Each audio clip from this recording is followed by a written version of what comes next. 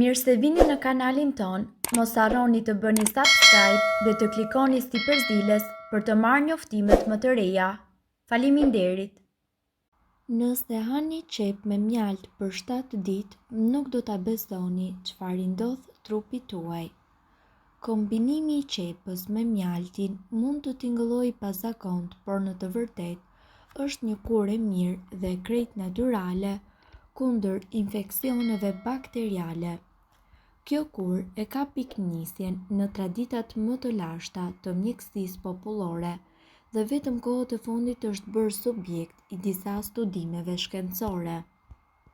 Ushqimi mund të jetë një ilaç i fortë dhe shërues për njeriu. Sipas të dhënave si qepa, ashtu edhe mjalti, janë 2 ushqime shëruese për njeriu. Ndikimi i kurrës me mjalt dhe qep në shëndet. Një studim i vitit 2012 analizoi ndikimin e qepës dhe mjaltit kundër 8 llojeve të mikrobeve. Sipas studimeve, qepa dhe mjalti janë të pasur me përbërës të jashtëzakonshëm të cilët luftojnë mikrobet. Kombinimi i tyre e bën fuqinë kundër mikrobeve të dyfishtë.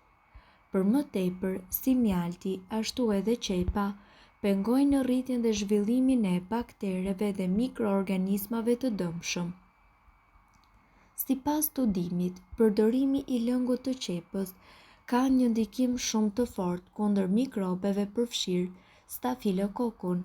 Mjalti ka gjithashtu një ndikim të fortë, por më të paktë se lëngu i qepës. Gjithashtu, sipas të dhënave, kur ata kombinohen në sasi të barabarta, ndikimi i mjaltit dhe i lëngut të qepës është më efikas dhe më i fortë kundër mikroorganizmave. Efektet anësore të kurrës me mjalt dhe qep. Efektet anësore të kësaj kurre ndodhin në qoftë se ju e konsumoni atë në sasi të mëdha. Njerëzit të cilët vuajnë nga diabeti, ata që kanë probleme me hemoragjinë, gratë, shtatzëna dhe njerëzit që duhen t'i nënshtrohen një ndërhyrje kirurgjikale, nuk duhet që ta konsumojnë në sasi të mëdha qepën. Kjo e fundit në sasi të mëdha mundet që të ulë nivelin e sheqerit në gjak ose edhe të ngadalsoj mbiksjen e gjakut.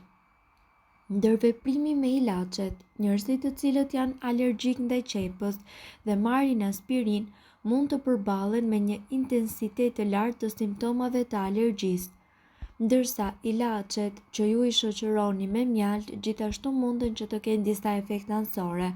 Prandaj gjithmonë para përdorimit këshilloni me mjekun tuaj.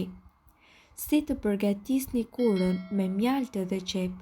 Përzini një qep mesatare të grirë dhe 3 lugë gjelle me mjalt. Mbulojini me një nap dhe më pas lëreni gjatë gjithë natës në temperaturë ambienti. Të nesërmen, kullojini dhe pijeni 2 deri në 3 herë në ditë si shurup për 3 deri në 4 ditë. Konsumi duhet të jetë i ngadalt dhe me një lugë çaj që ju të shmangni problemet e mundshme në stomak.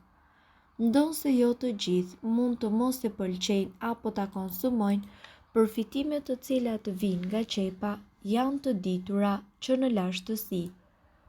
Ndërkohë, sipas ekspertëve, qepa është e pasur në oligoelement si sulfuri, potasiumi, magnezi, fluori, kalciumi dhe fosfori dhe vitamina.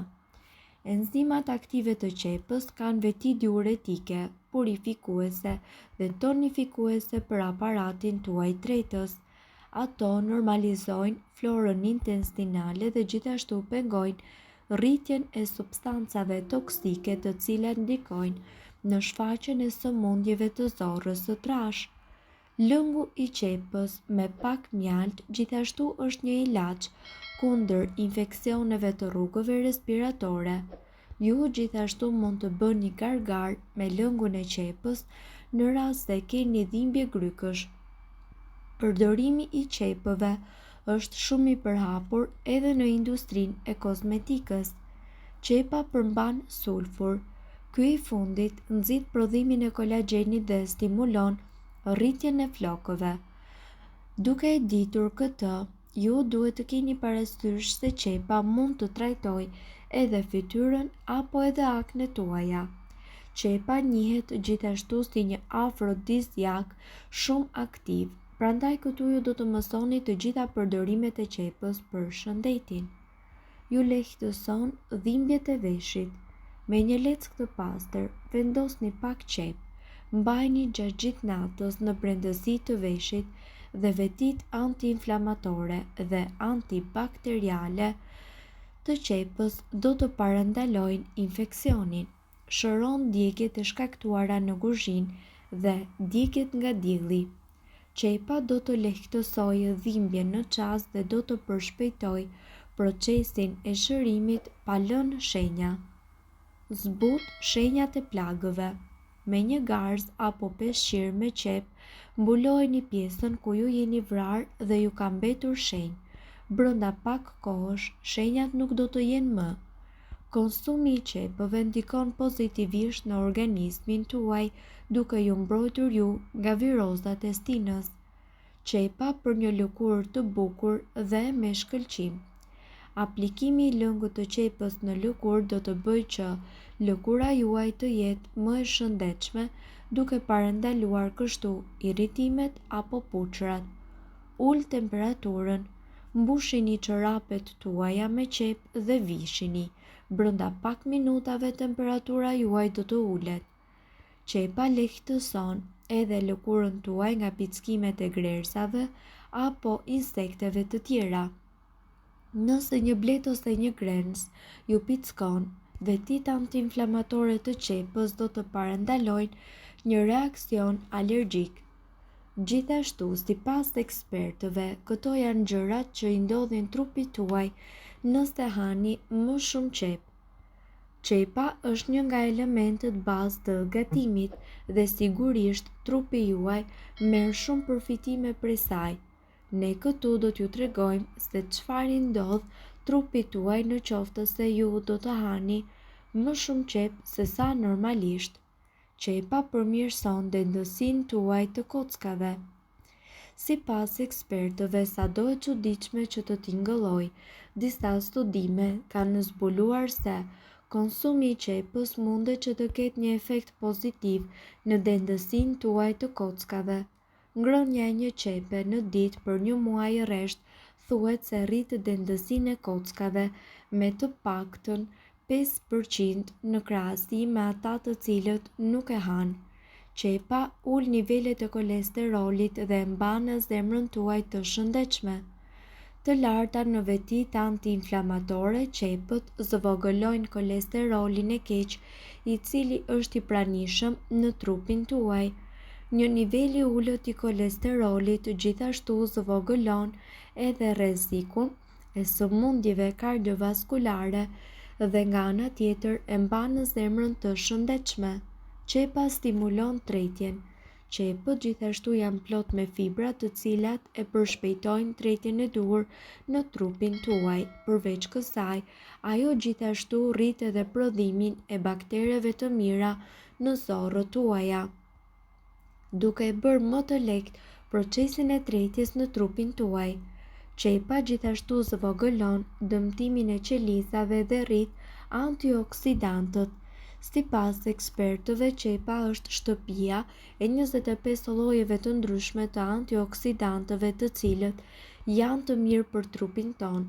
Jo vetëm që antioksidantët na mbajnë larg sëmundjeve të caktuara, por ata gjithashtu parandalojnë edhe dëmtimin e qelizave.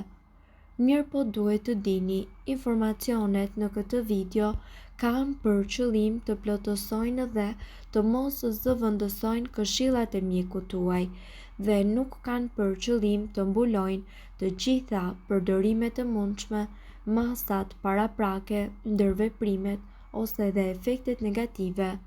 Informacionet në këtë video mund të mos i përshtaten rrethanave tuaja shëndetësore, prandaj, para përdorimit, konsultoni me mjekun tuaj.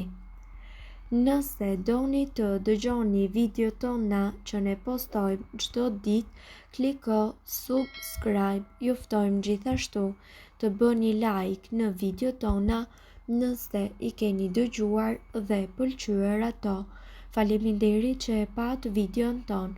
Shpërndajni këtë video në profilin tuaj në mënyrë që të informohen edhe shokët tuaj.